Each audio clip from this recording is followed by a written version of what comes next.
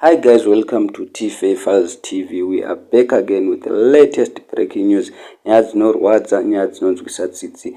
Garry Mapanzure anozikanwa nekuimba ngoma dzerudo dzinofarirwa nevanhukadzi akaita tsaona nezuro nhamba anoshaikira kuchipatara. Zviri kunzi patsaona yacho vamwe vakabva vafira ipapo panzvimbo iye. Zviri kunzi anga ari pacritical conditions, akatakurwa akaendeswa kuchipatara. Kuchipatara ikoko kwakaendeswa ndiko kwakanofira, ndokwakanoshaikira.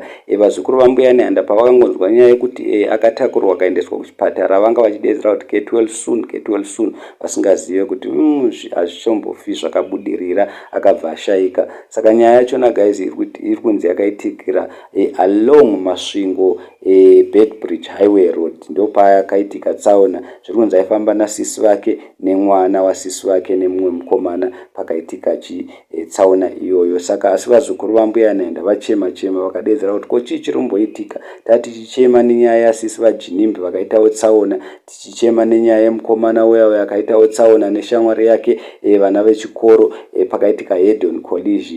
Nezvenyaya yaGarry Mapanzure, chii ichocho chiri kumboitika. Vanhu vachema nekuti government yedu inenge iri corrupt because nezvi mukatarisa ndozvinopota zvitaurwa naHope Chinews, our number one journalist, achidedzera kuti zvese zvino affecta munhu wese because kuzvipatara hakuna michina inorapa. Kudai michina inonyatsorapa zvakanaka nemadhokta aripo, kudai zvese zvisina kuitika. Vanhu vachema kuti kudai anga michina iripo zvinhu zvese zviri right muZimbabwe, kudai vanhu vese vanotakurwa vachienda kuchipatara vachirarama sezvaitika kuna Garry Mapanzure. Saka vachema vakati hapana chinhu chinorwadza chokuti unotakurwa woendeswa kuchipatara wonofira ikoko. Chii ichocho? Zvinhu zvinorwadza. Saka vanhu vachema vakati please government zamai kuitawo zvinhu zvine order. Mukatarisa zviri kunzi government yakauya nemahelicopter yaiti ndege dzinotakura vanhu, asi hatisi kudziona dzichienda kunotakura vanhu. Vanhu vari kungotakurwa vachienda kuchipatara vonofira kuchipatara. Chii ichocho? So guys, ndonyaya ngatauya nayo. Please don't forget to subscribe to our channel,